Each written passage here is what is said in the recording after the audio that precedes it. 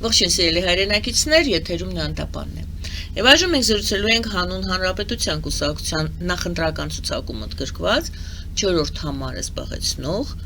Ազատ Աշակյանի հետ, ում մինչ այժմ միշտ ներկայացրել ենք որպես Գերագույն խորհրդի պատգամավոր եւ հասարակական քաղաքական գործիչ։ Այժմ ողջունում եմ պարոն Աշակյան։ Բարև ձեզ։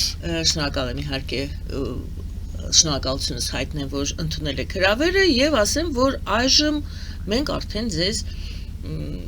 իրավունքով ենք ասում, որ դուք մտել եք քաղաքականություն, այսինքն սխալված չենք լինի, եթե ասենք, որ դուք մտնում եք 4-րդ համարն եք ցուցակում, ընտրացուցակում։ Պատվավոր համարը, այո, ազգային ժողովի պատգամավոր լինելը նշանակում է քաղաքականությունով մասնագիտորեն զբաղվելը։ Ես հիմա մտել եմ, բայց իրականում ես ոչ միայն ցուցակի պատճառով եմ մտել քաղաքականություն, այլ դեռևս 2 տարի առաջ, երբ որ սկսվեց Եվրաքվեն, 2 տարի արդեն անցել է, այո, նախաձեռնող խումբ կա, սկսվեց զրույցները Տիգրան Խզմալյանի հայտարարություններից հետո, այսինքն հենց սկզբից դա հենց քաղաքական ակցիա էր ու բոլոր նրանք, ովքեր որ այս կամ այն կերպ մասնակցել են այդ ստորագրահավաքին, նրանք քաղաքականության մեջ են եղել։ Ես շնորհակալ եմ դրա համար, որ ինձ հրավիրել են եւ ճիշտ այնպես ինչպես հիմա պատվավոր տեղ է 4-րդը կուսակցական ցուցակում չլինել կուսակցական եւ բարձր աստիճան ունենալ, ուրեմն այնտեղ էլ ինձ այդպիսի մի բան կա, բան են անում ինձ հարմարավետություններ ստեղծում են իմ ընկերները։ Ոչ, պարզապես գնահատում են ձեր փորձը եւ գիտելիքները, այնուամենայնիվ, ինչպես ես ներկայացրեցի, դուք Գերագույն խորհրդի պատգամավոր եք եղել, այն էլ 9-8 քանի տարի եք եղել։ 9 տարի, 12 գումարում։ Քաղաքականության մեջ աշխատանքի մեծ փորձ ունեք եւ ձեր գիտելիքները ստերևույթին։ Ասում եք դուք էլ ինձ գովեցիք։ Չէ, ես չեմ գովել, ես արձանագրել եմ փաստը։ Գիտեք ինչ, Տիգրան, ես արդեն սովորել եմ, որ ինձ հարգում են, ինձ հրավիրում են, մետրոյում տեղ են զիջում, գիտեք, դա հաճելի է։ Ես ընդհանրապես ինքս երիտասարդ ժամանակ բավական նիհիլիստ եմ եղել։ Իմ երիտասարդությունը անցել է այդ երիտասարդական բունտերի ժամանակ։ Ամբողջ Եվրոպայում Միացյալ Նահանգներում հիպիներ, բիթլզներ, այո, բանկի, քաղաքական բանկի։ Այո, սովետական միությունում էլ այլ տեսակի, բայց ակտիվություն կար։ Հայրենասիրական ընդհատակա կազմակերպությունները, Ռուսաստանում այլախոհական դեմոկրատական շարժումները, այնպես որ ինչ-որ իմաստով դժգոհ էինք նախորդ սերունդներից ու հիմա երբ որ ես տեսնում եմ, թե երիտասարդ մարդիկ ինձ ոնց են անտեղ տալիս այդ սերունդների համերաշխություն, ես հիմա շատ ափսոսում եմ, որ երիտասարդ ժամանակ ես առանձնապես հարգալից չեմ եղել նախորդ սերունդների նկատմամբ, հիմա դա ակնհայտ է, նոր քաղաքական գործիչները գնահատում են մեր արածները եւ ինչու՞ չէ, նաեւ մեր չարածների մասին են շատ լուրջ խոսում։ Երևի մեր այսօրվա հանդիպման ժամանակ էլ մենք խոսենք նաեւ այն բաների մասին, թե ինչ չի արվել։ Այն ինչ չի արվել, դուք ենթադրում եք, որ այժմ հույս ունենալով, որ կստանաք բավարար քվե եւ մտնելով խորհրդարան, դուք կկարողանաք այդ չարածնել, փոխ լրացնել։ Այո, ես այդպես ստացվեց, մենք մեր հարգելի համակիրներին ասենք, որ մենք նախորոք չենք պայմանավորում, ինչ պետք է խոսենք, այսպես ինչպես միշտ։ Պարոն ասեք։ Ես կուզեի շարունակել, որ գիտեք, իմ մեղքի զգացումով ես սկսեցի դրանից, որ երիտասարդ ժամանակ մենք բունտար էինք, ընդվզում էինք, մերժում էինք նախորդ սերնդի վաստակը։ Հիմա ես արդեն ինքս մեծ տարիքում գտնում եմ, որ հետաքրքիր է, որ չափահաս տարիքում էլ ես որոշ բաներ չեմ արել, պետք է անեի, տեսեք ինքնակնդատության ինչ աստիճան կա, օրինակ մենք, երբ որ ես պատգամավոր էի, համառորեն չեմ պնդել, որ քաղաքական գնահատական տանք, քաղաքական գնահատական նախորդ իշխանություններին, սովետական իշխանություններին քաղաքական օրինակ Նախիջևանը եւ Արարատը հանձնող քաղաքական ուժին գնահատական պետք է տալ, թե չէ։ Ղարսը հանձնող քաղաքական ուժին գնահատական պետք է տայինք, թե չէ։ Պատկերացնում եք, մենք դա չենք արել։ Ես այն ժամանակ քաղաքականությունում եղել եմ եւ դուք օրինակ չեք հիշի, որ ես այդ հարցը դրել եմ, պնդել եմ, հայտարարել եմ, չեմ արել։ Տեսեք ինչ հետաքրքիր բան է։ Հիմա արդեն ուշացումով, երբ որ ես արդեն բավական լուրջ տարիք ունեմ, այս ցուցակ մտնելուց նաեւ ես դա եմ ուզում անել, քաղաքական գնահատական տանք եւ նաեւ ինչու՞ չէ քրեական գնահատական տանք, եթե տեղի է ունեցել, ինչ որ տեղի է ունեցել, այ քաղաքական գնահատականի ժամանակ կպարզենք լավ բաներ, Արարատը եւ Նախիջևանը հարսը հանձնելը արժի, որ նրանք լինեն մեր հերոսները, օրինակելիները քաղաքական կյանքում, կամ հիմա մենք այս 20-30 տարին, երբ որ Հայաստանը արդեն անկախ պետություն էր, ամեն ինչ լավ է եղել, քաղաքական գնահատական չտանք։ Դա հասկանալի է, բայց առավել եւս, որ հիմա վերջերս էլ ես հարցազրույց վարեցի եւ տեսնում եմ, որ այդ Ալեքսանդրոպոլի պայմանագրի հետ կապված նորից խոսակցությունները վեր են բարձրանում, որպեսզի այդ գնահատականի նշույլ կա այդտեղ, որ հետո բարձեն, թե այնուամենայնիվ ինչ դեր ունեցավ այդ Կարմիր բանակը, որ եկավ եւ ինչ մեծ նշանակություն էր, որ չեղարկվեց այդ Ալեքսանդրոպոլի պայմանագիրը, խաղաղ պայմանագիրը։ Մենք այժմ դրա մասին երևի չխոսանք, բայց դուք գաղափար ինձ տվեցիք, միտք տվեցիք, որպեսզի ես երկխոսություն կազմակերպեմ այստեղ։ Ձեր եւ այդ երկրորդ քաղաքական գործչի միջև ով այլ կարծիք ունի, ձեզանից տարբերվող կարծիք ունի այս հարցում։ Սիրով կգամ, որովհետև որպեսի, այսինքն հարցը ըստ երևույթին չի դուրս եկել, այո 100 տարուց ավելի է տեղի ունեցել այն ինչի մասին դուք խոսում եք եւ այն ինչ ես հիշեցրեցի, եւ եթե հիմա նորից փորձում եք եւ դուք վերանայել եւ այլ քաղաքական ուժերը այլ դիտանկյունից են փորձում դա վերանայել, նշանակում է ժամանակը եկել է եւ դա իր արտացոլանքը կարող է թողնել մեր հետագա կյանքին, դրա չլուծված, չշրջված էջը։ Այո։ Վերադառնում ենք ընտրություններին։ Ձեր քաղաքական ուժը, ի թիվս այլ քաղաքական ուժերի, չէր կարողացել առաջին այս նախնական ստուգման նիստի ժամանակը, հայի ստուգման փաստաթղթերի անցնել բավարար գնահատական ստանալ եւ 48 ժամ էր տրվել, որը լրանալու է կարծես թե այսօր երեկոյան։ Այսօր էլ աշխատանքային օր չէ, չնայած ինձ հուշում էին, որ այսօր քաղաքական օր է, բայց պարզվեց, որ այո, քաղաքական օր, ներողություն, աշխատանքային օր չէ, եւ երեք էլ աշխատանքային օր չէր, հասցրել եք, որպեսի գրանցվեք, գուցե չեն գրանցելու ձեզ եւ մենք այսպես խոսում ենք այն մասին, թե ինչ է կանելու ազգային ժողովում, այնինչ ձեր փաստաթղթերը պատրաստ չեն։ Կարճ այո գրանցվել ենք, բայց երկարը հետաքրքիր է, ես դա ուզում եմ անպայման բարձաբանել մեր հարգարժան ունկնդիրների համար։ Նախ ասեմ, որ իշխանությունը հանգստյան օրերին նույնպես աշխատել է, հատկապես այդ գործերով։ Պետք է ասել շնորհակալություն, որ կրթության գիտության այդ մշակույթի նախարարությունում հատուկ այն ծառայությունը, որ սպասարկում էր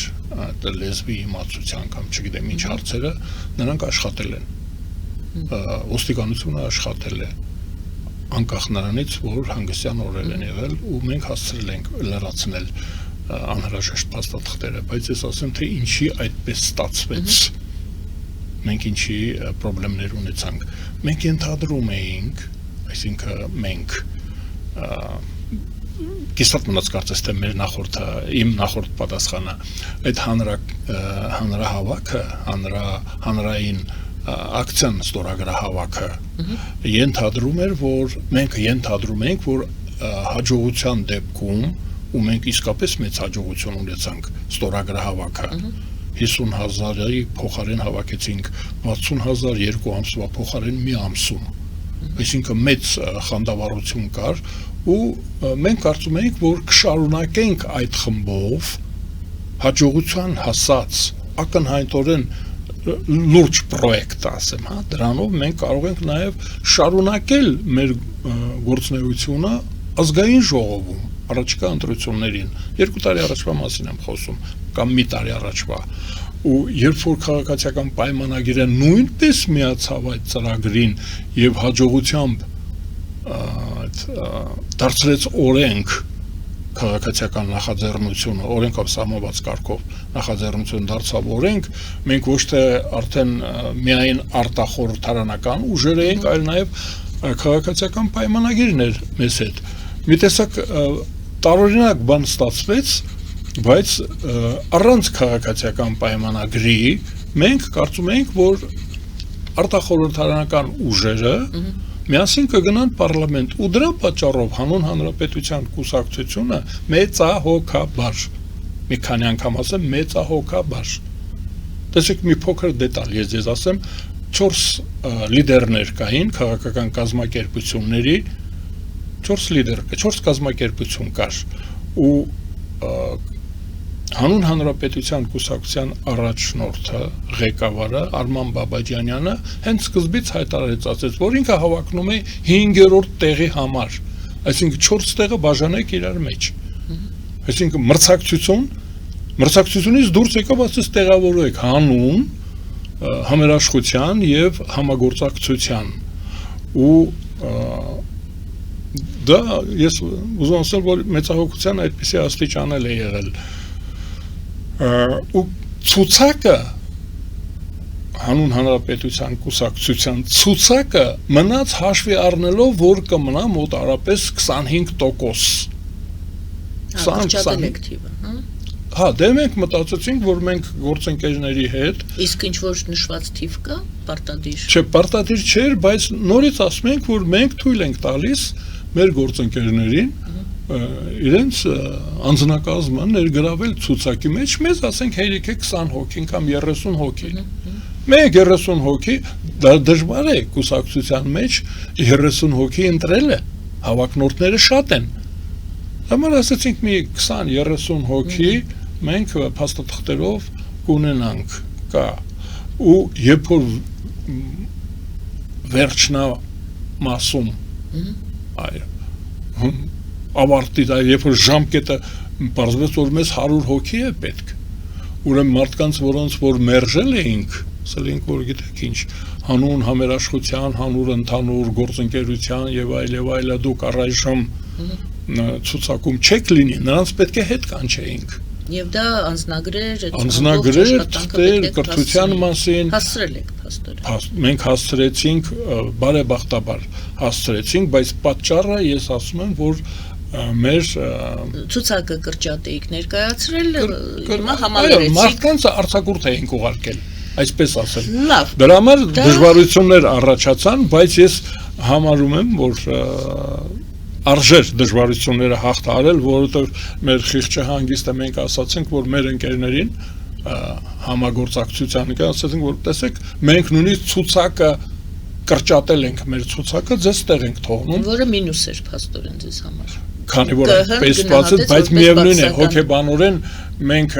տեսեք ես օրենքով սահմանված էր դա թիվը չէ սահմանված թիվ կա բայց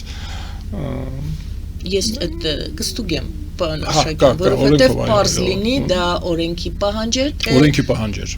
որը իրավաբանները չէին նկատել փաստորեն չէ նկատել էինք մենք չհասցրեցինք որովհետև մենք ենթադրում էինք որ կունենանք Եվրաքվեի մասնակից կուսակցությունների տեղ էին թողել։ Պարոն Արշակյան, ես պարզապես մեկ փոքրիկ նշում էլ անեմ մեր, այո, մենք այսօր առաջ հետ են գնում, որովհետև թեմաները շատ ժամանակներն են այդպիսին։ Ժամանակն է այդպիսին, ներող եղեք, ես ուզում եի պարզապես ընդգծել եւ մեր դիտողների համար եւ ձեզ որպես հարց։ Այդ դուք որ ասում եք գնահատական տալ կատարվածին, ես էլ ասացի, որ այդ մասին հիմա սկսել են խոսել, խոսքը գնում է ոչ միայն պարզապես գնահատականի, այլ խոսքը գնում է Ռուսաստանի դերի մասին, երևի թե չէ, այդ ժամանակներում այդ եւ Կարսի եւ այո, բոլորը գիտեն, ինչպես է, երևի շատերը գիտեն, այսպես ասեմ, ինչպես է տեղի ունեցել Կարսի եւ Արարատի փոխանցումը, հանձնումը, զիջումը Թուրքիային։ Բայց այն, որ դուք ասում եք գնահատական է պետք տալ, ենթադրում է արդյոք, որ Ռուսաստանի դերին է վերաբերում ձեր այդ որոշումը եւ պահանջը, որ պետք է վերանայել, որպեսզի հասկանալի լինի, ինչ տեղի ունեցավ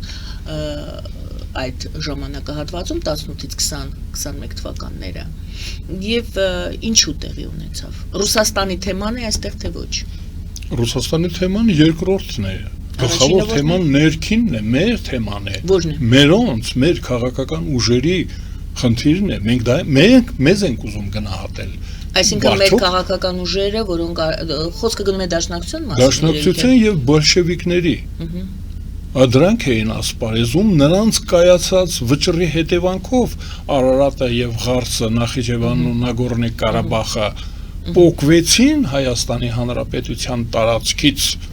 գոյություն ունեցող միջազգայինորեն ճանաչված պետության մասին ենք խոսում։ Իսկ բոլորին թվում է, թե Հայաստանը միշտ եղել է վիլայետ կամ գուբերնիա։ Չէ, 1920 թվականին Հայաստանը ճանաչվել է միջազգայինորեն որպես անկախ ժողովրդավարական երկիր իր սահմաններով, որտեղ եղել է եւ Նագորնի Ղարաբաղը որպես Արցախ, եւ Նախիջևանը, եւ Ղարսը, եւ Արդահանը, եւ Վանը, ճանաչված քարտեզ կա, ճանաչվել է ազգերի լիգայում, դա գրանցվել է, այդ երկրի նկատմամբ կատարվել է ագրեսիա, այսինքն ռուս-թուրքական զորքերը մտել զավթել են մեր երկիրը եւ բաժանել են իրար մեջ, բաժանել են։ Հիմա ես ուզում եմ գնահատականը տրվի մեր քաղաքական ուժերին, որտեղ սխալվեցին բոլշևիկները եւ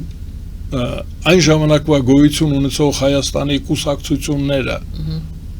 ռամկավարները, հնչակյանները, դաշնակցականները, նրանք ինչը չարեցին, որպեսզի պահպանվի մեր երկիրը ամբողջական։ Այսօր դրա կարևորությունը ինչու եք տեսնում այդ գնահատականի։ Դե տեսեք, նախընտրական կամպանիայում այսօր կան բոլշևիկներ փաչակերտների մեջ։ Այսինքն ակնհայտորեն Հայաստանի Հանրապետության քաղաքական կյանքում գոյություն ունեն ապաքաղաքական եւ հակապետական կազմակերպություններ, այն ժամանակ էլ կային, այ տեսեք, եթե այն ժամանակ բոլշևիկյան կուսակցությունը փակվեր, արգելվեր, պատժվեր, որ չհրավիրեր, այսինքն առերևույթ լեգիտիմություն չտար զավթիչին, թուրքական եւ ռուսական բանակին, կար մեր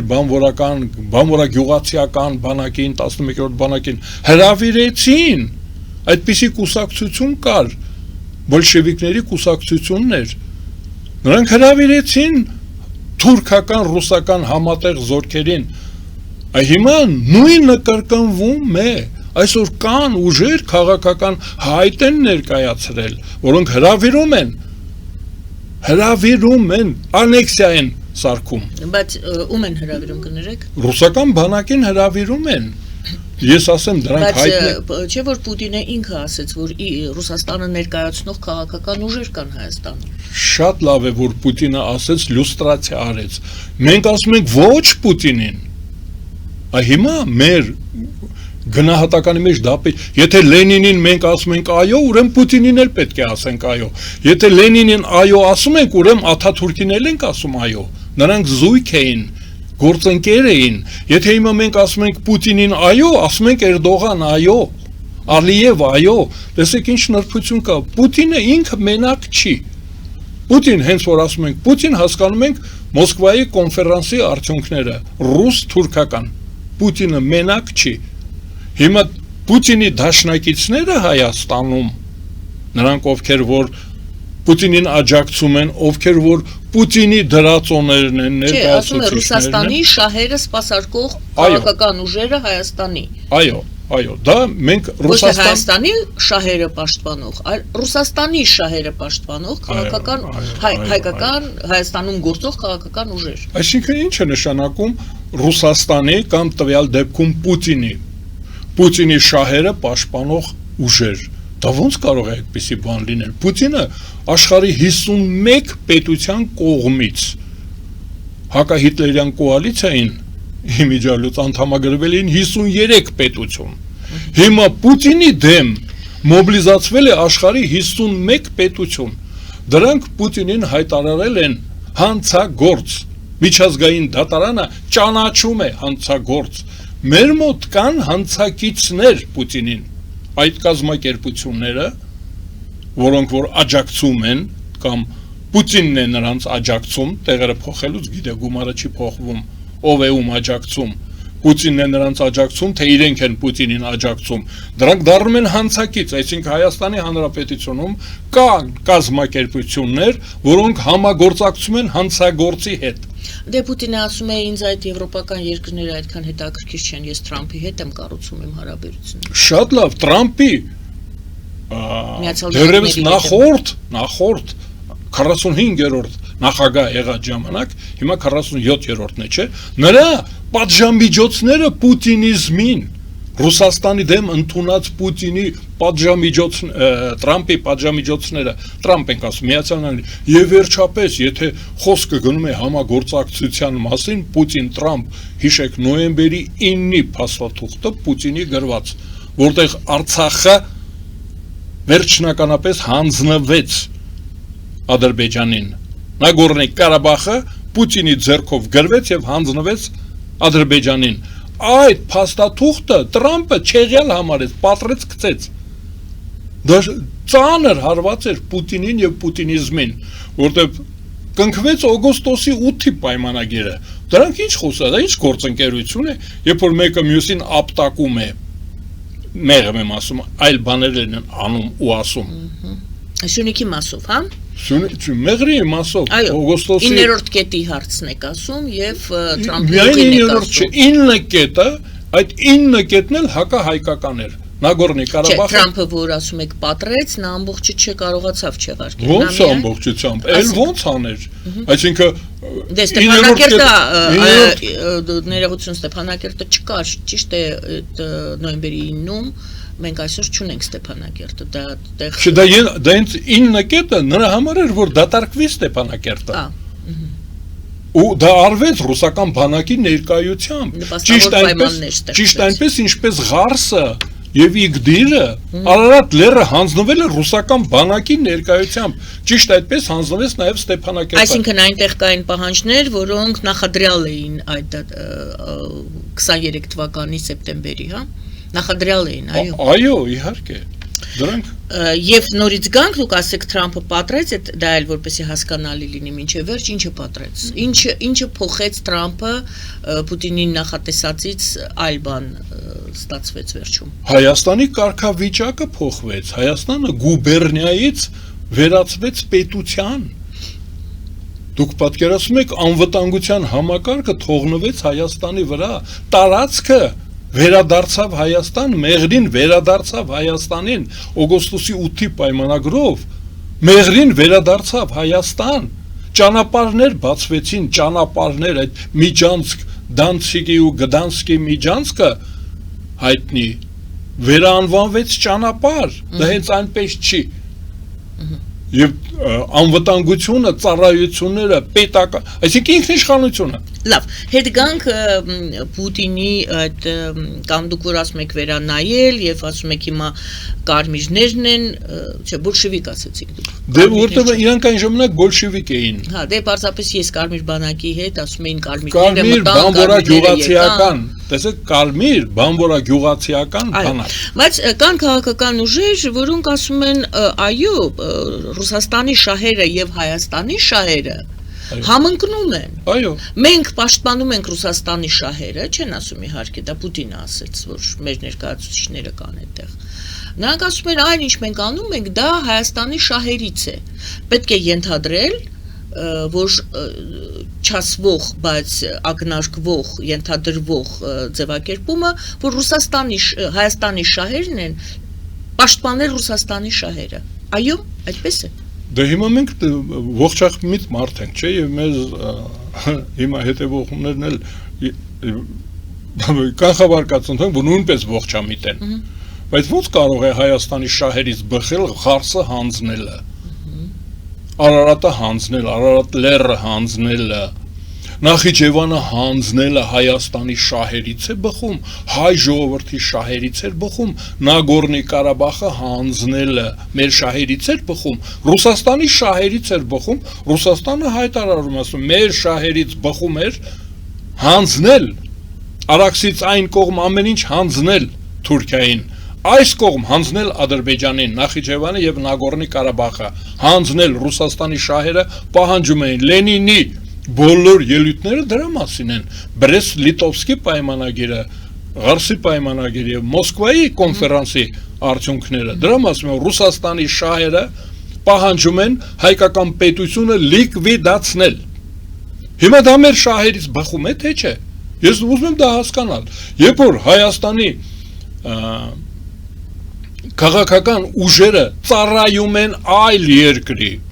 այլ երկրի շահերին, դա Հայաստանի շահերից է բխում։ Վճիռ կայացնելու իրավունքը մենք տալիս ենք այլ երկրի քաղաքական ուժերին, դա մեր շահերից է բխում։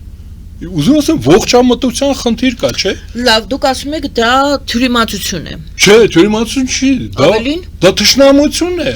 Այսօրվա քաղաքական դաշտը, նախընտրական, ահա, տեսեք 19-ից քանիսը վաղը կգրանցվեն, պարզ չի, ասենք մեկը գուցե լավ կլինի, բոլորը ով հավակնում է գրանցվի, բայց համարում ենք 19 դեռ այս պահի դրությամբ, 19 քաղաքական ուժ, ինչ պատկեր ունենք, այն ինչ դուք նկարագրեցիք, դա այդ դեր ես թյուրիմացություն ասեցի, դուք ինչպես ասեցիք, թշնամություն, թտար պահպանելու համար թշնամություն։ Ես թյուրիմացություն կասեմ, որտեղ թշնամության մեջ գնահատական կա, թյուրիմացության մեջ մի քիչ այսպես, դե ես եմ ասում։ Իմ խոսքի մեջ եմ ասում։ Լավ։ Մի խոսքով մենք հասկանում ենք ինչի մասին է խոսքը, այն ինչի մասին դուք ասում եք, որ դա նորմալ չէ։ Արկա է այսօր այս ընտրապայքարի մեջ։ Իհարկե։ Բացառիկ բան է, որ անկախ պետությունը հիմա գնահատական տվեք այն ընտրապայքարին, որը այսօր 2026 թվականի նախընտրական շրջանի համար բնորոշ է, որ հետագայի քաղաքական գործիչները քաղաքական գնահատական տալուց ինչ է տեղի ունեցել այսօր, ձեր այս խոսքը հաշվի առնեն։ Շնորհակալություն։ Հայաստանի հայկական պետությունը պետք է սպասարկի հայ ժողովրդի շահերը, դա հայապահպանության օջախ է։ Հայապահպանությունը հատուկ տեսակի մշակույթ է, լեզու, ճարտարապետություն, դուք պատկերացնում եք գեղանկարչություն, երաժշտություն, այդ բոլորը հատուկ է, աշխարհը դա գնահատում է եւ հատկացնում է ամեն անգամ հայ ժողովրդին աշխարհում տեղ է հատկացնում հայապահպանության համար։ Դրա հետևանքով, այդ հատկացման հետևանքով ամբողջ 19-րդ դարում աշխարհը մտածում էր հայապահպանության հարցի մասին Օսմանյան կայսրությունում, Պարսկական կայսրությունում եւ հետագայում հանձնարարեցին ռուսական իմպերիային որպես քրիստոնեական երկիր, եվրոպական երկիր ապահովի հայ ժողովրդի անվտանգությունը այս տարածաշրջանում եւ ձևավորի հայկական պետություն։ Ճիշտ այնպես ինչպես ձևավորվեց Միացյալ Նահանգները ապագաղութացման ռեժիմով, ուրեմն ապագաղութացման ռեժիմը տարածվում էր պարսկական պետության եւ Օսմանյան կայսրության վրա։ Իրենց վրա չէ, Ֆրանսիայի վրա չէր տարածում, Բրիտանիայի վրա չէր տարածում, Ռուսաստանի վրա չի, բայց դրանց վրա տարածում են, ասում են, ապա գաղութացրեք Օսմանյան կայսրությունը եւ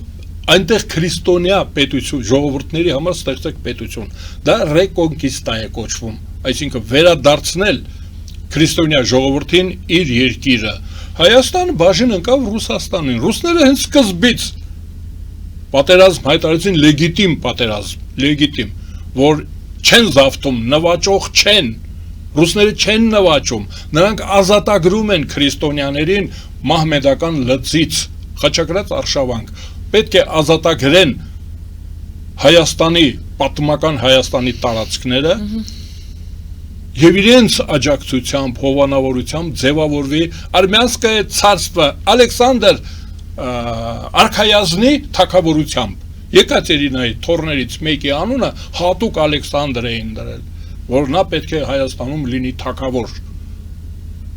Վերականգնեն հայկական թագավորությունը, որտեղ հայերը իրենց ուրույն մշակույթով ամեն ինչով կմնան եւ որպես դաշնակից արևմուտքի։ Հիմա այդ բոլորի փոխարեն Ռուսաստանը անեքսիայի ենթարկեց,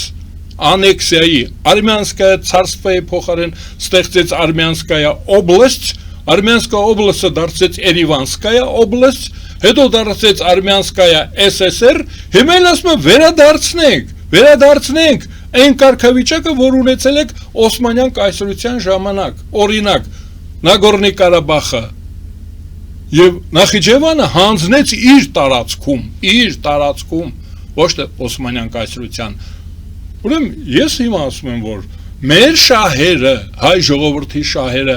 արևմուտքի շահերը, քրիստոնեական պետությունների շահերը, վաղը չէ միսօրը նրանք գալու են Հայաստան։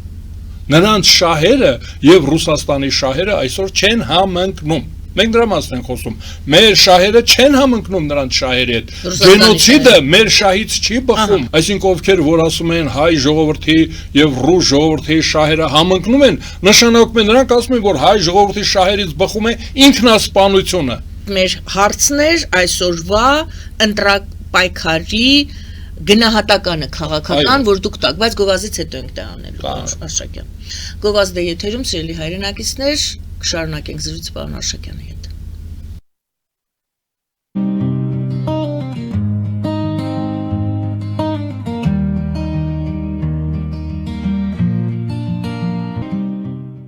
Ֆելիչե ժամանակակից ատամնաբուժական կլինիկա։ Այստեղ հարմարավետությունն ու խնամքն առաջնային են։ Այստեղ կիրառվում են ատամնաբուժական ամենաժամանակակից տեխնոլոգիաներ, ճշգրիտ ախտորոշում, արդյունավետ բուժում, նուրբ փորձառություն եւ անհատական մոտեցում։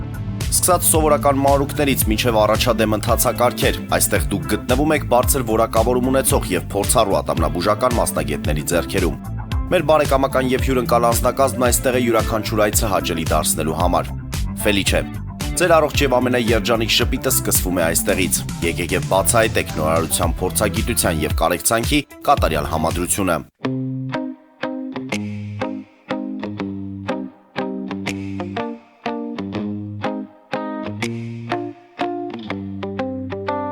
Երևանի եւ Զովունիի սահմանին գտնվող ալպիական թաղամասում սկսվել է 2, 3 եւ 4 սենյականոց բնակարանների նախնական ամրագրում։ Առաջարկում ենք նաեւ թաունհաուսներ արդեն պատրաստ եւ կառուցվող։ Բնակարանների արժեքները սկսվում են 50,000 ԱՄՆ դոլարից մինչև 140,000 ԱՄՆ դոլար, իսկ թաունհաուսներինը 160,000 ԱՄՆ դոլարից 170,000 ԱՄՆ դոլար։ Մանրամասների համար այցելեք մեր պաշտոնական կայք alpiakan.am կամ զանգահարեք +374 44 201 066։ Ամրագրում կարող եք կատարել մինչև ապրիլի 30-ը։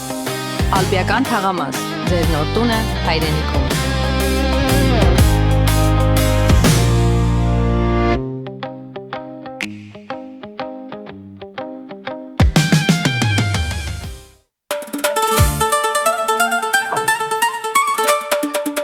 Երևանն եք ուղարկում։ Օթանավով։ Երևանն են ուղարկում։ Ստեղ ուղարկում են, Երևանում ստանում են $1.99 սենտ։ Սենսացիա, սենս։ Այ սենսացիան էսա։ Ծրիա։ Իսկ ավտոմեքենաները կարող եք ուղարկել անհավատալի ցածր արժեքներով։ Նավով վճարում եք 1 արկղի համար 2 արկղ անվճար։ Ասեք, Աշոտ դա ուղարկել։ Jackpot հագուստի խանութը երկրորդ մասնաճյուղն է բացել Գլենդելի սրտում, որտեղ կարող եք ձեռք բերել եվրոպական եւ ամերիկյան ընտիր հագուստեղեն, կոշկեղեն, աքսեսուարներ, պայուսակներ ամենահարմար արժեքներով։ Նաեւ կարող եք ցանկացած ապրանք պատվիրել եւ ձեռք բերել կարճ ժամանակում։ Jackpot-ի Գլենդելի հասցեն է 1135 North Pacific Avenue, հեռախոս 818 813 2252 Jackpot հագուստի լավագույն կենտրոնը Գլենդելում։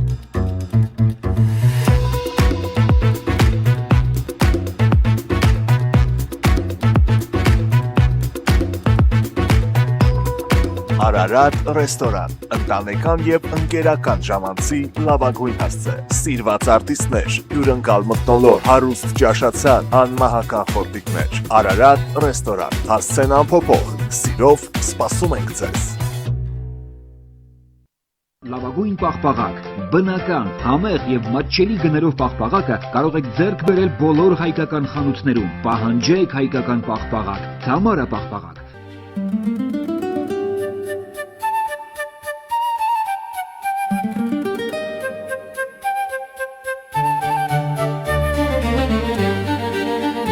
Նոյան տապան տպարան, Նոյան տապան հրատարակչություն, շարվածքից մինչև տպագրում, զանգահարեք, գրեք, այցելեք, միասին պատրաստենք ձեր գիրքը, ամսագիրը կամ թերթը, որտեղ նշվելու է, տպագրված է Նոյան տապանում։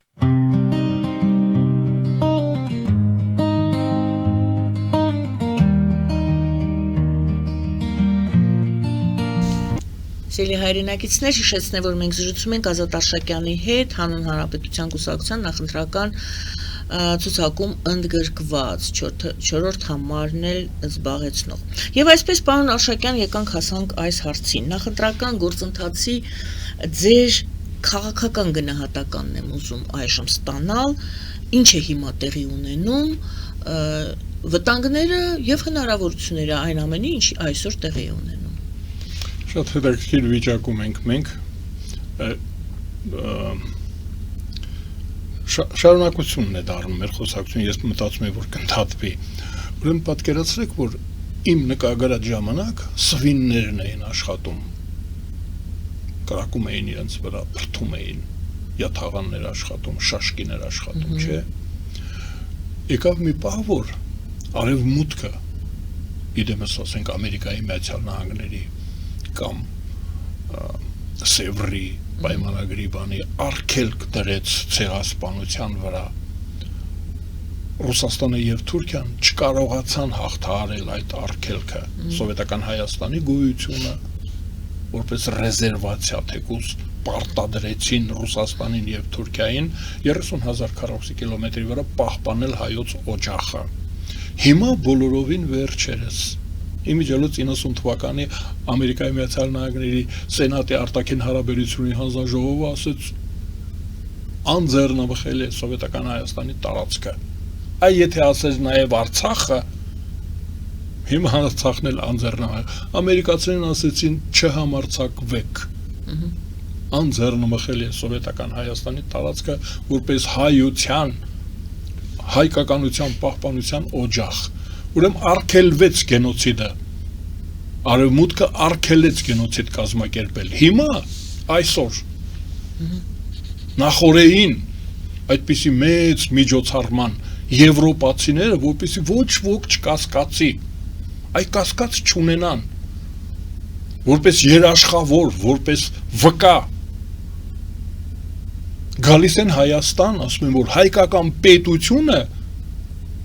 կարևոր բան է Եվրոմիության համար, Ամերիկայի Միացյալ Նահանգների համար, Կանադայի համար, Հարավային Կորեայի համար։ Նրանք գալիս են 30, 40, 50 պատվիրակություն գալիս է ապացուցելու, որ Հայաստանը անձեռնամխելի է, դա Եվրոպա է։ Հայ ժողովրդի անվտանգությունը երաշխավորում են նրանք։ Հիմա այստեղ տանկեր դրա համար չի կարողանում մտցնել ռուս-թուրքական դաշինքը, տանկ չի մտնում, չեն կրակում մեր վրա։ Չեն կրակում, բայց նրանք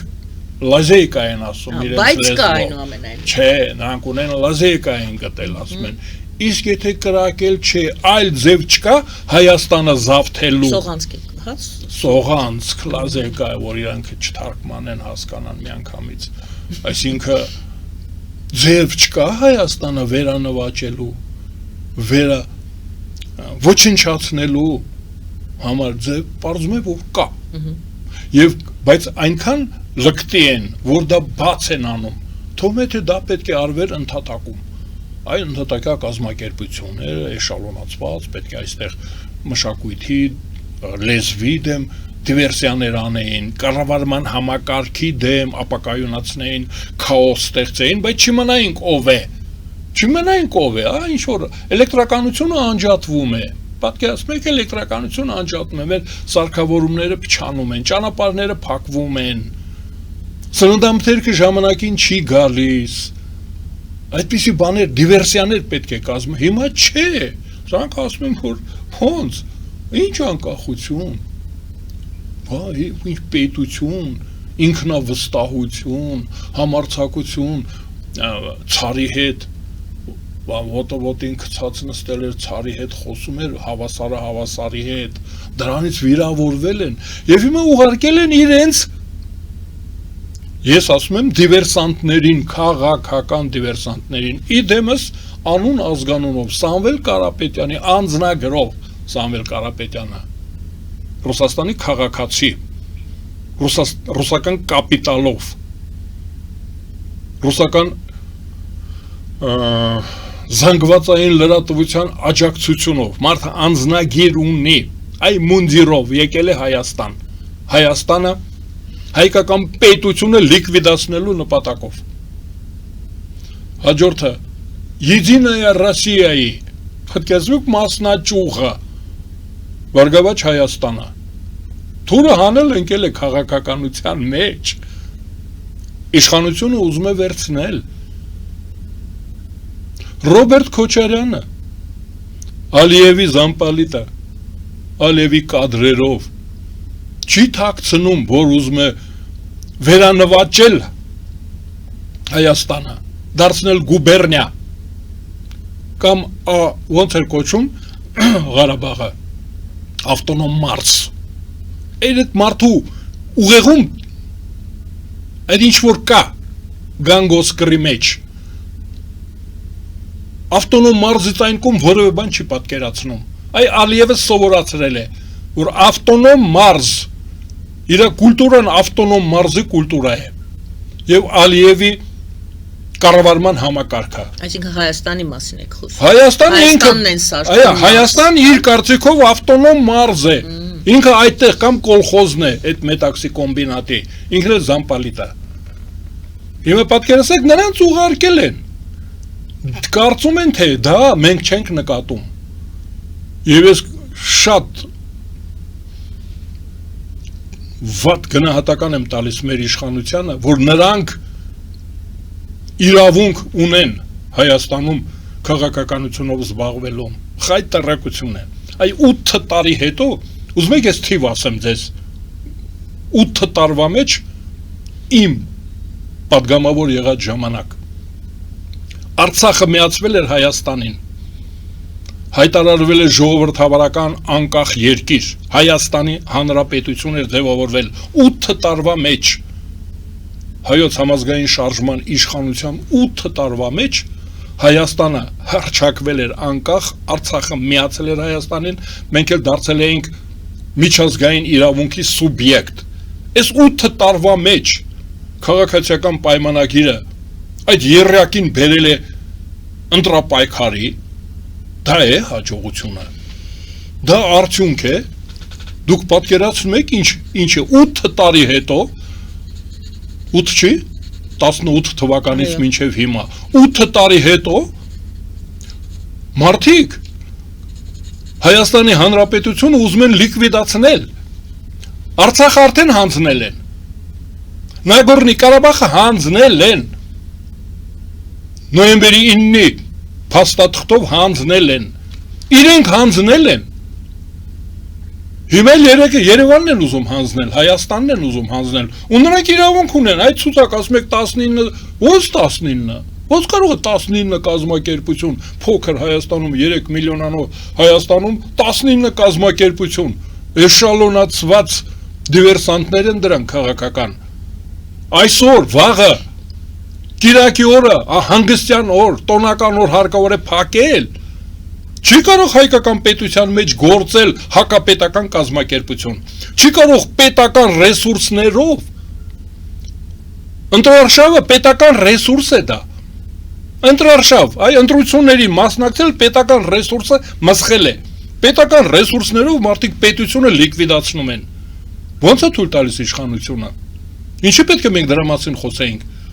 Մենք հիմա նախընտրական ծրագրեր պետք է քննարկեինք։ Տնտեսական, սոցիալական, կրթության, առողջապահության, պաշտպանության լիքը ծրագրեր կան։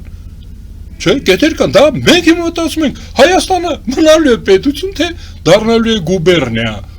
կամ օբլաստ։ Ոնց է թույլ տալիս մեր պետությունը։ Անգործության մասին հայտարարություն ենք անում մենք։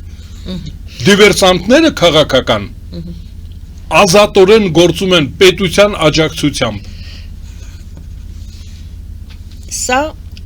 իմ գնահատեցիք։ Երկու դիտարկում։ Առաջինը այսպիսի հարց, դուք ասում եք 8 տարվա ընթացքում մեր այն ժամանակվա Հաստի առաջ են կանգնած։ Պետական, չէ, հիմա չէ, այն ժամանակ ասցիք Հայաստանը հասցրել են քրչակել պետականություն, ձեզ կհակադարձեն եւ կասեն դա ձեր նվաճումը չէր, խորհրդային միությունը փլուզվեց, այսպես թե այնպես դու պետք է կամ, չգիտեմ, ինչ լինեիր, կամ պետք է պետականություն դառնայիր։ Այսինքն ձեր պատասխանեմ շնորհքը չկար այդտեղ պատասխանեմ ասեն ձեզ սովետականություն փլուզվեց մենք առիթից օգտվեցինք առիթը ներկայացավ առիթից օգտվել ենք ալտերնատիվ կար պետականություն չլինելու իսկ որ ասի կամ պետականություն հրճակվեց կամ այդ երկրորդ կամ չկար հայ ժողովուրդը պետություն սիրում է պետական ժողովուրդ է առիթը ներկայացավ մենք պետությունը վերցրեցինք լավ չենք վերցրել ես ձեզ ասեմ լավ չենք վերցրել ավելի լավ կարելի էր վերցնել։ Մի խոսքով դուք դա որպես ձեր այո, փլուզման հետ ես այլ կերպ եմ դա ձևակում։ Մեր դաշնակիցները սառը պատերազմում ջախջախեցին ռուսական իմպերիան, SSR-ը, ջախջախեցին, մենք ազատագրվեցինք։ Մեր դաշնակիցների Իմ հարցս այո, նա էր որ դուք Մեր դաշնակիցների շնորհիվ Տիկին Գայանե մեր դրանք ովքեր որ հաղթեցին Ռուսաստանին եւ սովետական միությունը լուծարվեց դա ինքն իրեն չի լուծարվել ստիպեցին zastavili եւ հայ ազգի կամ հայ քաղաքական 14 պետություն Փարիզի խարտիայով Փարիզում սովետական միությունը նոյեմբերի 23-ին ստորագրեց իր կապիտուլյացիան, որի պայմաններից մեկը հայկական պետությանը աջակցությունն էր, որ ձևավորվի հայկական պետությունը։ Այսինքն զորքերը հանի, այս սխալ արեցինք, որ զորքերը թողեցինք։ Տեսեք իմ սխալն է։ Զորքերը պետք է հանվեին։ ՆԱՏՕ-ն պարտադրել էր սովետական միությանը, որ զորքերը հանի Հայաստանից, ապահովի Հայաստանի անվտանգությունը, զինամթերքը թողնի, երկաթուղին թողնի, էլեկտրոկայանները թողնի, խողովակները թողնի, ամեն ինչ թողնի ու հեռանա։ Այդպես էլ անում էր։ Մենք ասեցինք զորքերը թող մնա։ Սխալ արեցինք։ Զորքերը պետք է մնային։ գործոն նկար այս Թուրքիային ասել էին ծպտուն։ Թուրքիային ասել էին ծպտուն չանես կլուծարվես, կկործանվես։ Հայկական պետությունը Ռուսաստանը առ այսօր ասում է Թուրքիայից եմ քեզ պաշտպանում։ Չէ, ինքը Թուրքիայի դաշնակիցն է։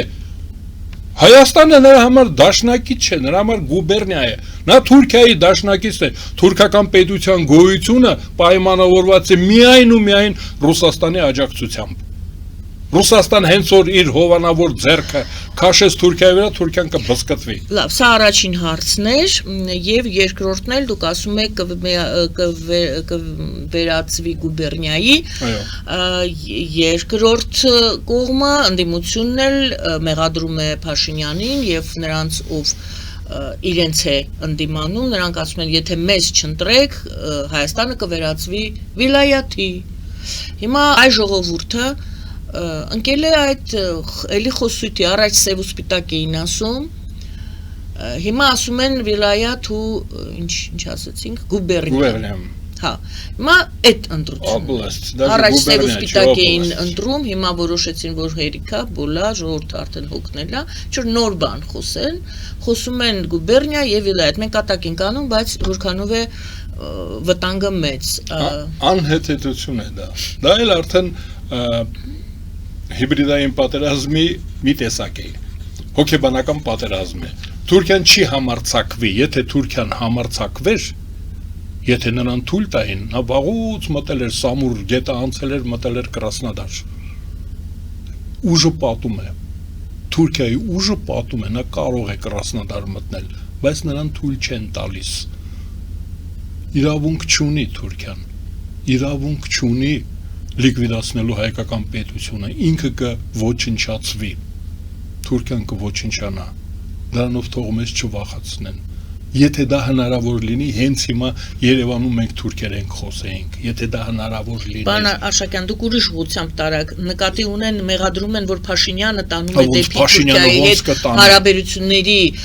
բարելավմանը, Թուրքիայի հետ եւ Ադրբեջանի հետ, ուստի Թուրքիայի ազդեցությունը կավելանա Հայաստանի վրա եւ Հայաստանը արդեն կդիտարկվի, գուցե ոչ անունով, բայց փաստացի Թուրքիայի վիլայետ իր ենթարկվածությամբ։ Դա մարգինալ շովինիստական կարծիք է, մարգինալ։ Այդ շովինիստները, ռուս շովինիստները, Լուսանսկից դուրս կան, Լուսանսկում կան շովինիստներ, ռուս, որ հենց այդպես են մտածում։ Որ նրանք մտածում են, որ Ռուսաստանի հետ չի, նա ուրեմն Ռուսաստանին դեմ է։ Այդ ձևաչափն է իրենց մտածելակերպի, բանաձևը դա է, եթե դուք մեր հետ չեք, ուրեմն մեզ դեմ եք։ Տվյալ դեպքում դուք այդտեղ եք, ուրեմն Թուրքիային եք կողմ, եթե դուք Լիտվայում եք, ուրեմն դուք Լեհաստանին եք կողմ։ Դուք պատկերացնում եք, լիտվացիներին էլ դրանում են մեղադրում, ասում են դուք լեհ եք, դուք Լեհաստանին եք ծառայում, որտեղ դուք մեր հետ չեք։ Ռուս շովինիզմի այդ հատվածը այդպես է մտածում։ Ես նորից եմ ասում, մենք եթե կարող ենք Ստամբուլը դարձնել արյան ծով, առաջ գնացեք դարձրեք, գրավեք Ստամբուլը։ Եթե չեք կարողանում դա անել, ուրեմն հանգիստ նստեք տեղներդ։ Մենք ռեսուրսներ, մենք նրանք, ովքեր որ դա ասում են, որ հարկավոր է չհաշտվել Թուրքիայի հետ, Պարսկաստանի հիմա Իրան են ասում դրան, արիացիների հետ չեք ուզում հաշտվել, ուրեմն հեծելազորը գետն անցկացրեք։ Ով չի հաշտվում Թուրքիայի հետ հեծելազորով, առաջինը ինքը։ Ես չգիտեմ թուրքերեն ոնց է կոչվում Զամնոյ, իմ հետևից, թող գետը անցնեն, Արաքս գետը թող անցնեն, ովքեր որ դեմ են խաղաղությանը։ Այ կամա որ վերցնեն ձին ու գնան, ազատագրեն Ասորեստանը, Քրդստանը ազատագրեն, Պոնտոսը ազատագրեն, թող գնան, թող Ստամբուլ ազատագրեն, հռոմեական, բյուզանդական իմպերիան վերականգնեն, ովքեր որ դեմ են խաղաղությանը։ Այլ բան մենք չունենք, հնարավորություն չունենք, մենք պետք է կարողանանք մեր երկիրը պահել։ Մենք պետք է մեր մատենադարանը կարողանանք պահել, մեր կոնսերվատորիան պետք է գործի։ Մենք չենք կարող մեր կոնսերվատորիան փակել, Կոմիտասի անվան կոնսերվատորիան չի կարելի փակել։ Եթե մենք պատերազմ սկսեցինք, մենք կփակենք կոնսերվատորիան եւ մատենադարանը կհրկիզվի։ Մենք դա գիտենք։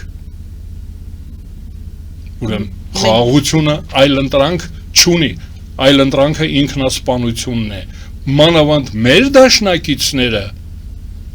բոլոր նրանք, ովքեր որ մտահոգված են հայության պահպանությունով, նրանք դա են խորհուրդ տալիս, այդ գործին են աջակցում։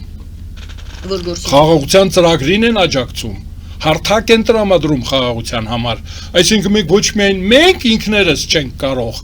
այդ ռեսուրսը չունենք, այդ հեծելազորը չունենք մենք, այլ նաև մեր դաշնակիցները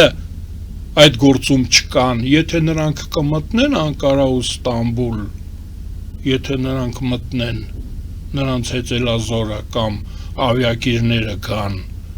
բարձրանան լեռները, մենք մեր բաժինը կստանանք, ճիշտ այնպես ինչպես 1990 թվականին, երբ որ ստորագրվեց Փարիզի խարտիան, Մենք ասեցինք, մենք հռչակում ենք Հայաստանի Հանրապետություն անկախ։ Իմիջիալուս 14-րդը։ Տեսեք ինչ վերնապոդն ենք մենք։ 15 հանրապետության 15 հանրապետությունից 14-րդը մենք հայտարարեցինք։ Առաջինը Ռուսաստանն է հայտարարել։ Վերջինը Թուրքմենստանը։ Տեսեք, համբերությամբ սպասել ենք։ Իրոք Ռուսաստանը գնում է թե չէ։ Ուկրաինայից գնում է, Բելոռուսից գնում է, Ուզբեկստանից գնում, տեսեք որ գնացել է։ Բոլորը հռչակել են իրենց անկախ, նոր մենք այդ տակառի վրա կանգնացրեցինք այն կիրովականություն, ասեցինք դե դու էլ մի ուրիշ բան ասա։ Այլ ասես որ մենք պայքարելու ենք գենոցիդի ճանաչման դեմ, Արարատը ազատագրելու ենք, Արցախը արդեն մեր թևի տակ է եւ այլն, վերկացավ ինքն էլ դա կարդաց։ Մենք մտածում ենք որ ձևի համար է գնացել։ Ձևեր է թափում Ռուսաստանը, չի հեռացել իրականում։ Հեռացել է անունով, բայց իրականում մնալու է, մենք էլ ասում ենք դե հիմա մենք արտոնյալ կարգավիճակ ունենք, քանի որ բոլորը գնացել են, մենք չենք գնում, մենք հավատարիմ ենք Ռուսաստանին, Ռուսաստանը մեզ կօգնի այդ մեր ծրագրերը կիրականացնենք։ Հռչակագրի բովանդակությունը դա էր, որ ռուսները ձևականորեն են գնացել, նրանք իրականում ուզում են Բյուզանդիան վերականգնել, Ալեքսանդր արքայազնել դառնա Հռոմների կայսրը։ Մենք էլ ընդդեմ կմնանք էլի որպես գուբերնիա։ Հռչակագրի բովանդակությունը ես ցապանցիկ ասեցի։ Մենք իսկապես առիթից օգտվեցինք։ Հիմա էլ եթե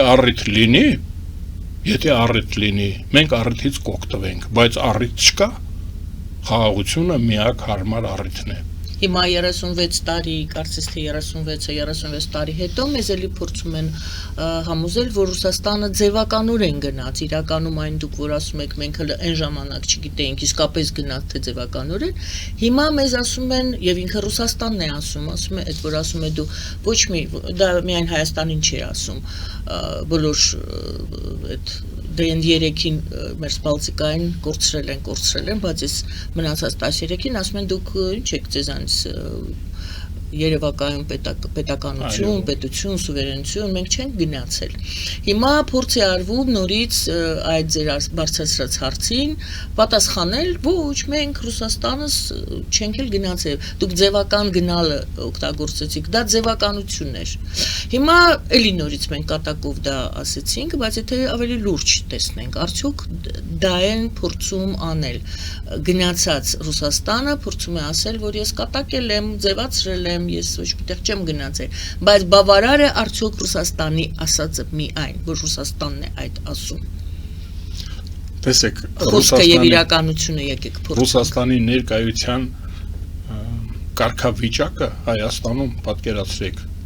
քրեական հետապնդման են ենթարկում, դրանք ամբաստանյալներ են։ Այդ այլ է ձև։ Պատկերացնում եք Ռուսաստանը այստեղ ներկա է ամբաստանյալների կարգավիճակով։ Քաղաքական հետապնդում է, այո, Նաշակյան։ Քաղաքական, պետական ասենք, քաղաքական միցակ քաղբանտարկալի խղճի կալանավորի կարգավիճակ են վերցնում, բայց դրանք խիղճ ունեն, որ բայց այդպես չէ ձևակերպումը, ճիշտ է։ Չէ, ձևակերպումը քաղաքական, ես ասում եմ, քաղաքական պետական հանցագործության մեջ են մեղադրվում նրանք, իշխանությունը զավթելու փորձ են կատարում։ Տնտեսական դիվերսիա է եղել կոռուպցիայի միջոցով, դրանում են մեղադրվում, տնտեսական դիվերսիա պետությունը քայքայելու նպատակով։ Այդ տնտեսական դիվերսիան, որ այդ միլիարդները տարել են, ու ապրելու համար չէր, իրենց երեխաներին ուղարկել են արտասահման ապահով երկրներ, սա անապահով երկիր է, իրենք իմիջիալոց բուժվում են արտասահմանում, մեր զինվորներին բուժում են գոսպիտալում։ Տեսեք ինչ է, ես ասում եմ պետք է արգելվի նրանց պաշտոն զբաղեցրող մարդիկ բուժման նպատակով իրավունք չունեն Հայաստանը լքելու, Հայաստանում բուժվեք, Հայաստանում ստացեք ձեր կրթությունը, ձեր արուզավակները եւ իքական եւ դուստրեր պետք է բանակում ծառայեն, դուք պետք է խրամատում քնեք, դուք պետք է կոնսերվա ուտեք, այդ աղի կոնսերվան ուտեք թունավորվեք, ոնց որ մեզ եք թունավորում։ Անորոշական շատ քիչ ժամանակ է մնում, գնում եք ազգային ժողով։ Մենք գնում ենք ազգային ժողով, որպեսզի Հայաստանը դարձնենք ապահով երկիր հայության համար։ Կարճ դա։ Դա է ձևակերպումը կարճ։ Նորից Հայաստանը դարձնենք ապահով երկիր հայության համար։ Բոլորն են դա ասում, պարոն Արշակյան։ Ասելով չի, մենք ծրագիր ասելով չի, Մենք ծրագիր ունենք առաջին հերթին, ուրեմն կորչի Պուտինը Հայաստանից, կորչի Լենինը Հայաստանից, Հայաստանը հայերի հայրենիքն է։ Հակառուսականությունը դարձրել եք ծրագրի մեղ։ Մեղ չի։ Դա քաղաքականություն է։ Հայաստանի քաղաքականությունը կամ ռուսական է, կամ հակառուսական, այլ բան չկա Հայաստանում։ Կամ անկախություն, կամ գուբերնիա, կամ օբլաստ։ Պարոն Արշակյան, մեկ հարց էլ այս ընտրական շրջանին է վերաբերում։ Դուք ձեր քաղաքական ուժը ընդդիմադիր ուժ է։ Այո, իհարկե։ Եթե ընդդիմադիր է, ում է ընդդիմադիր։ Իշխանություններին կարծես թե ընդդիմադիր չէ։ Այսօրվա քաղաքական կուրսին ընդդիմադիր։ Օրինակ, բալանսավորված քաղաքականությանը մենք դեմ ենք։ Պետք է միանշանակ լինի անկախություն, ժողովրդավարություն։ Բալանսավորված նշանակում է պարբերաբար լինել բռնապետություն, լինել անազատություն, լինել գուբերնիա։ Որովհետև բալանսը ինչի հետ, ազատության եւ անազատության մեջ է բալանսը, ժողովրդավարության եւ դիկտատուրայի մեջ է բալանսը, պետականության եւ գուբերնիայի մեջ է բալանսը։ Այ դրա համար եմ ասում, մենք դեմ ենք բալանսավորմանը։ Մենք ասում ենք, որ Ռուսաստանի շահերը Ռուսաստանի սահմաններից ներս են։ Ռուսաստանի սահմաններից դուրս Ռուսաստանը չունի շահ։ Մեր երկրում ինքը շահ չունի։ Մեր երկիրը հայ ժողովրդի շահերի պաշտպան երկիրն է։ Մենք դրանով տարբերվում ենք այսօրվա իշխանություններից։ Եվ էլի հարց ծրագիրը դե բոլոր բաժինները երևի թե կան։ Այո, 15 կետ։ Տնտեսության բաժնից կարող եք մի բան ասել, ինչն է, ասենք, գուցե սխալ եմ հարցը դնում, հենասյուն, ինչ ճյուղեր պետք է զարգացվեն, ինչպես պետք է զարգանա Հայաստանի տնտեսությունը, որը հիմքն է երևի թե եւ ռազմարդյունաբերության, եւ անվտանգության, դե տնտեսության ես շատ մեծ նշանակություն։ Հենց հիմա արդեն մեզ առաջարկվել է էներգետիկա, Հայաստանը պետք է դառնալ էներգետիկ երկիր, էներգիա արտահանող երկիր եւ արհեստական բանականության երկիր։ Ես, տեսեք, ես չեմ համարում տրանզիտ երկիր լինելը, խաչմերուկ երկիր լինելը ճանապարհների, ես դա չեմ համարում գլխավորը։ Կարևոր բան կա, արհեստական բանականությունը, ինտելեկտուալ պոտենցիալով երկիր եւ էներգետիկա, այսինքն ատոմային էներգիան, այլ էներգիայի տեսակները Հայաստանի համար, դա արդեն առաջարկվել է, ինտեգրացիան Եվրոմիության հետ, եվրոպացիներ դա մեզ առաջարկել են, ասել են դուք կարող եք լինել մեր գործընկերը էներգետիկայում եւ ինտելեկտուալ աշխատանքում, արհեստական բանականության մեջ։ Ես կարծում եմ, որ դա շատ լավ է, իսկ որ երկաթուղին կաշխատի, ավիացիան կաշխատի, դա ձեռի հետ։ Իսկ որ ասում են, ասենք, թե 300,000 աշխատատեղ կբացենք, դժվարությունից կամ աղքատությունից այսքան ժողովուրդ կհանենք եւ հարկերը, ասենք, թե կարծես թե միջին եւ փոքր բիզնեսների կվերացնենք, օրինակ սրանք դուք կանեիք այդպիսի առաջարկներ կամ խոստումներ եւ եթե կանեիք արեք, եթե չի կանի, ինչու չի կանի։ Մենք հարգում ենք մեր քաղաքացիներին, նրանց ամբողջ չենք համարում, մենք ամբողջի հետ գործ չունենք, չկա ամբողջ Հայաստանում, դա ամբողջահաճ հայտարարություններ են։ Ես ասում եմ, մենք աշխատատեղեր կստեղծենք, որ բնագավառում էներգետիկայում, եթե կուզեք տրանսպորտում, փոխադրամիջոցներում եւ արհեստական բանականությունում, ուրեմն այդտեղ մենք աշխատատեղեր կունենանք աշխատատեղեր ճիշտ այն չափով, ինչ չափով, որ մենք կինտեգրվենք, կմիանանք Եվրոմիությանը, կկատարենք Եվրոմիության պատվերը եւ Եվրոմիությունը կկատարի մեր պատվերը, այդ չափով։ Իսկ թվերը դա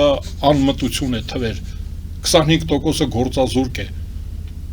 Հայաստանի բնակչության 25%-ը գործազուրկ է, բոլոր տոնավաճառները թաքնված գործազրկություն, իրենց տոնավաճառները, ովքեր որ հայտարարում են 300,000 տեղ կստեղծեն, այսինքն իրենց այդ կրպակները տոնավաճառներում պետք է բաժանեն 300,000-ի ու 300,000 մարդ գրանց են, հա, երևի որպես տնտեսությունը, եթե գրանց են որպես աշխատող, իրենց ընկալումը տնտեսության չարչիական է, ասում եմ ամբողջահաճ ամբողջին հաճույք պատճառել, չեն հասկանում, որ ամբողջ չկա։ կա ռազմավարություն, կա մարտավարություն, ծրագրերը ավելի այն ինչ ես թվարկեցի, դրանք ավելի շատ ռազմավարության են վերաբերում, թե մարտավարությանը։ Մարտավարությունը երկրորդական է, բխում է ռազմավարությունից, ռազմավարությունը եվրոինտեգրացիան է, Եվրոպայի հետ միասին մենք կարող ենք ունենալ եւ շուկա, եւ կարող ենք դառնալ շուկա։ Եթե մենք չմիանանք որևէ տնտեսական մեծ շուկաբարականերեք, որ օգտագործում եմ, համակարգի։ Դե ասում են Ռուսաստանը մեծ շուկա է, դուք Ուրեմն համեմատում եք Ռուսաստանը հումքահանքային Ռուսաստանը, ոչ անտառ ունենք, ոչ նավթ ունենք։ Մենք ոնց կարող ենք նրանց հետ համատել։ Ես ասացի, արհեստական բանականությունը խելքը։ Մենք հնարամիտ ժողովուրդ ենք, կրթությունը սիրող ժողովուրդ ենք, իրանցից 1000 տարի, այսինքն մենք պետք է անպայման մասը կազմենք որևէ զարգացած տնտեսական համակարգի։ Եվրոմիությունը հենց այդպեսին է։ Մենք այնտեղ կարող ենք աշխատել եւ օգտվել նրանց աշխատանքից։ Նիկոլ Փաշինյանը ինչ որ քայլ կանի այս ամսի 3-ից 5-ը, որ այդ մեծ հավաքն է լինելու, ինչ որ հայտ ներկայացնի, թե այդպես չեն անում, դա այլ ընթացակարգ է։ Ես մի քիչ օգտագործի այս առիթը։ 10 րոպե առաջ խիստ քննադատեցի Նիկոլ Փաշինյանին, այդ հանցագործ խմբին այստեղ ընտրություններին մասնակցության թույլտվություն տալու համար խիստ, ես չգիտեմ ուրիշ ավելի խիստ ասել է թե չէ, բայց ես հիմա շատ բարձր գնահատական եմ տալիս Նիկոլ Փաշինյանի այս վարքագծին, այս քայլերին, Եվրոմիության հետ ինտեգրացիային, որ օրենք ընդունվեց